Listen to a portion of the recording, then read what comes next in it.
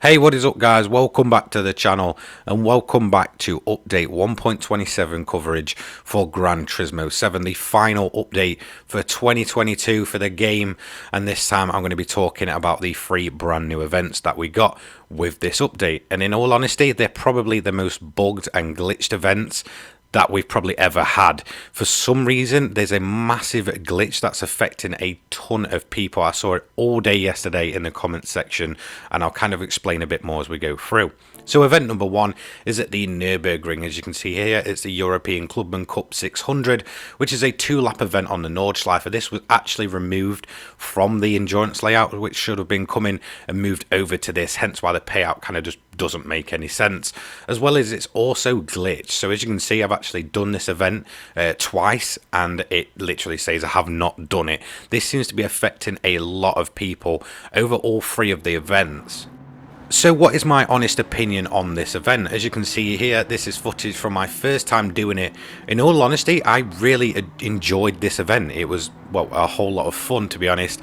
I'm never going to complain at going around the Nordschleife. It was a bit disappointing we didn't get the kind of new layout to kind of, you know, go on. But yeah, look, at the end of the day, the endurance layout is kind of just the sprint layout mixed with this main bit of the Nordschleife.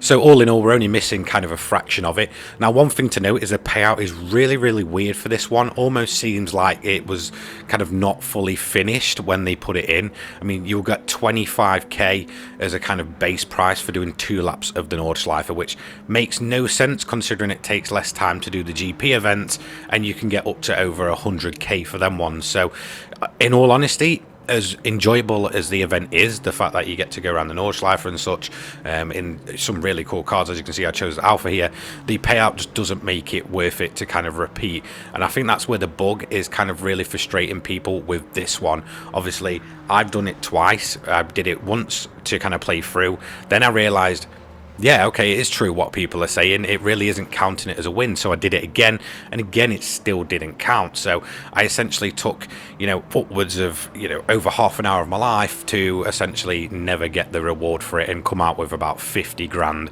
at the end of it. It really just wasn't worth my time. It's kind of one of those events that you'll probably do the once and then just kind of move on and go and do something else. Because honestly, I don't see the payout being worth it.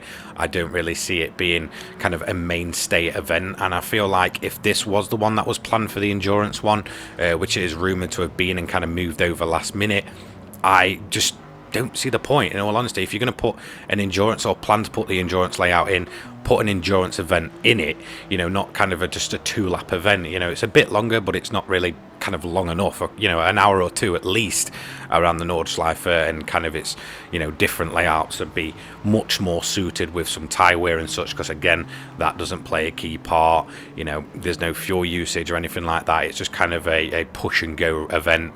So hopefully that is kind of one of the reasons they've kind of kept it back, that they'll actually put some, well, endurance events in endurance layouts. So yeah, overall though, not a bad event, enjoyable. The payout's really weird, it's kind of really buggy. There is a good selection of cars to use on here. In all honesty, I like the fact that you can pretty much use anything. Like I said, I went for the bog standard Alfa Romeo, didn't put any upgrades on, slapped it on normal difficulty, and in all honesty, I actually ended up having one of my more memorable battles with the AI.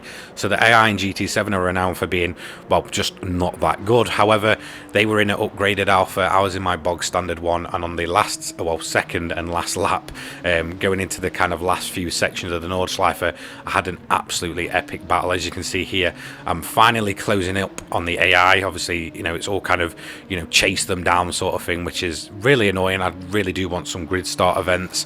Again, that's kind of just another little thing that I could probably moan about, but it is what it is.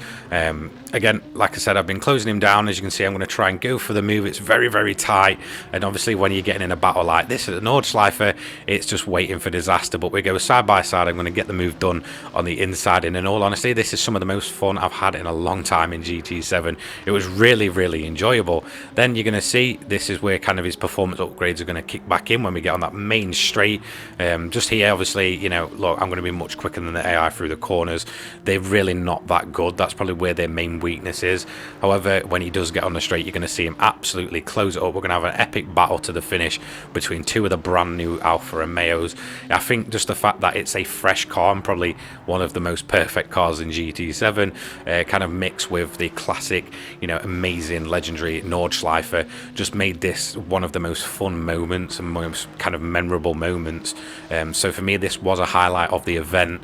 You know, it's not going to happen to everybody. You know, some people are going to probably just walk away with it.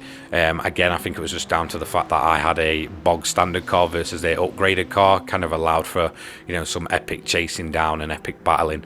But yeah, it really did make this probably one of the more memorable events. But like I said, it's not going to happen for everyone, so I'd absolutely love to know your opinion on this one. Do you think it's kind of wasted potential? Did you enjoy it? What do you think of the payout? Do you think that's intentional, or do you think it was just kind of you know, overlooked? Do you think that's kind of just been plastered in there and they forgot to actually, you know, increase it before they let the update out? Have you had the bug on this event? I'd love to absolutely know that one, because I'm seeing kind of mixed results. Some people are saying it's bugged for them, some are saying it's not, some are saying it's kind of bugged on different events. Like I said, as you can see, I've got the kind of glitch and bug in my game where it doesn't want to count. So I'd love to know if this is happening to you guys or if it's counted for you guys. You know, just let me know overall what you think about this one. The second event is going to be at Bathurst, so this is Mount Panorama. Again, another legendary track, only the second event we do have here, and as you are going to see, it is yet again another bugged event. The payout's more in line though, so it's not too bad. 5 laps around here, but this is where the bug happens again. As you can see, I've done this one again twice, and again, it's not counted. It's again another kind of sprint event over a lot longer of laps. So in all honesty, I didn't find this as exciting and as it should really be. And in all honesty, kind of tackling Bathurst, it really just made me want to, you know, well, I guess start craving those Australian V8 supercars really, really bad actually. Obviously we've had kind of like the Ford Falcon, I believe, previously in GT games and such, and it's not in this game. And then just kind of using American road cars just felt a little bit strange and out of place. It felt weird that they kind of limit us to American only when it's in Australia. Obviously we don't have Australian cars, which again for me is another missed opportunity. I feel like, you know, maybe adding some of those in a little bit before this update and then kind of adding events to Bathurst would have just made it, you know, super exciting. Overall, I don't have much to say on this event, in all honesty. It was just kind of, you know, 5, I guess, sprint laps. There's nothing really to it. The fact that you're limited to American cars, it just, yeah, it wasn't as exciting as I hoped it to be. And I feel like that's the main thing about these new events, is the fact they're all set on some of the most popular tracks ever. I mean, you've got the Nordschleife, the Nurburgring, Bathurst, then you've got obviously Monza as well. But yeah, all the events just seem to be falling, well, a little bit flat, in all honesty. And I again feel like it's just missed potential. This is where if they kind of opened up the custom race payout, we could kind of just set them up ourselves and probably do a kind of much better job at using, you know, any car we want against any other cars that we want. Do you know what I mean? So, you know, that's just my honest opinion. Again, it was cool to go to Bathurst. It's strange that it's only its second event, but then again, I feel like some of the limitations they put upon us and the lack of certain machinery really did kind of just hinder what could have been an excellent event. Don't get me wrong, I loved driving it. I loved using the C8 Stingray around here, but again, I just felt like I just wanted, I guess, a little bit more from Bathurst. Don't get me wrong though, I do love the kind of way it sort of goes into the night, not necessarily fully night, but, you know, as the kind of day and the time passes, you do notice, you know, like the sky changing and the lights coming on the cars. Again, visually it's impressive, but overall, like I said, my opinion for this event is that I just wanted more from it.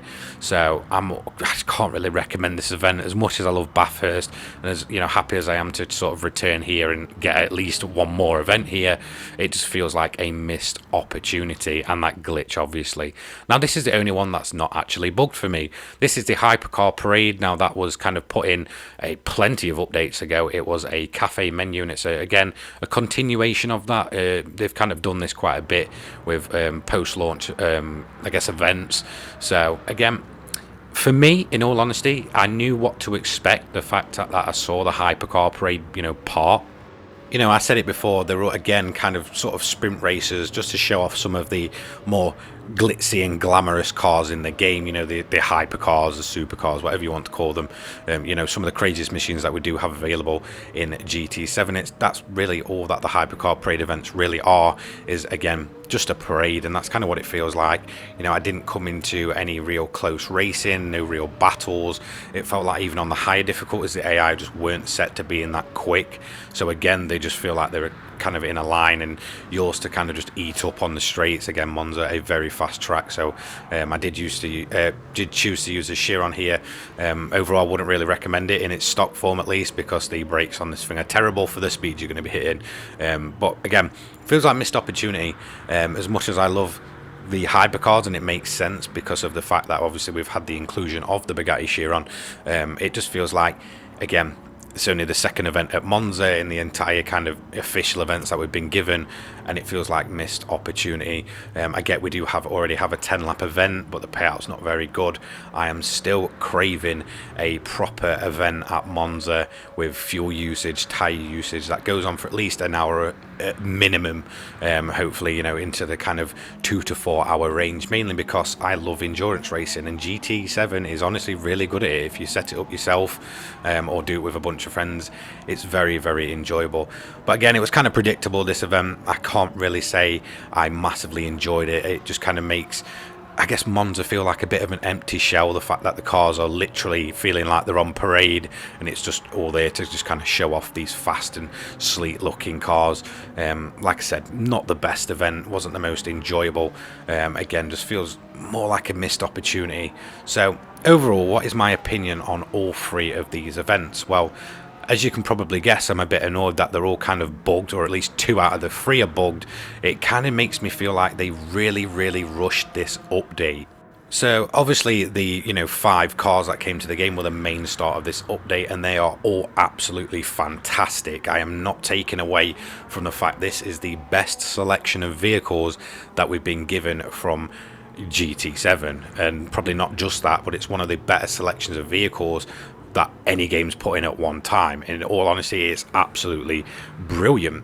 But events wise, in all honesty, whilst they do kind of make use of the new cars, I just feel like they've chosen 3 of the kind of most loved, most sought after tracks that desperately needed events, and kind of just, I guess, pulled the rug, or kind of just let us down. In all honesty, it's like as if they've kind of shown off the Nordschleife Nurburgring, or shown off Monza, shown off Bathurst, and been like, look, we're finally going to give you proper events here. And then all of a sudden you go in to look at them and you see that they're all in sprint format. There's no tyre wear, there's no fuel use, there's no real kind of incentive to I guess use difficult to use cars. It's essentially just feels like, I guess, a bit of a sprint format kind of parade in all of them, really. There's no real challenge to them, there's no real depth to them, and again, it just kind of disappoints me, the fact that they choose such a good selection of tracks. And now, to be fair, I can't take away from Polyphony that they have chosen 3